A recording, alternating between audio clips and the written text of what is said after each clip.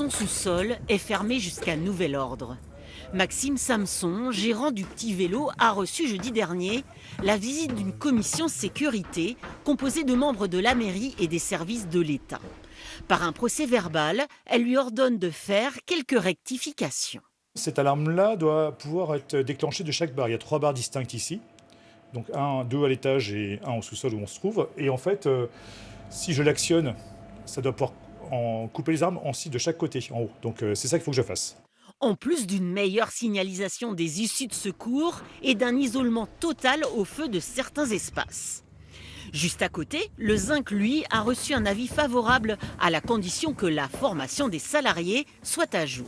Il nous demande qu'on sache utiliser un extincteur en cas d'incendie pour pouvoir éteindre des flammes et aussi l'évacuation de l'établissement, que ce ne soit pas fait n'importe comment.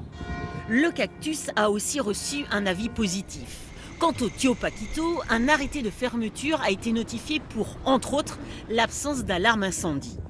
À Rennes, depuis 10 ans, des contrôles sont régulièrement effectués suite à l'incendie dans un bar de nuit de Rouen où 14 personnes avaient péri. En 2016, nous avions identifié entre à peu près 80 établissements qu'il fallait visiter dans le centre de Rennes.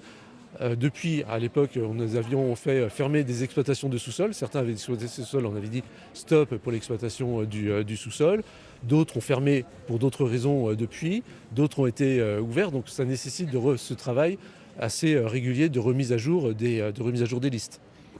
D'autres contrôles devraient se tenir dans les semaines à venir.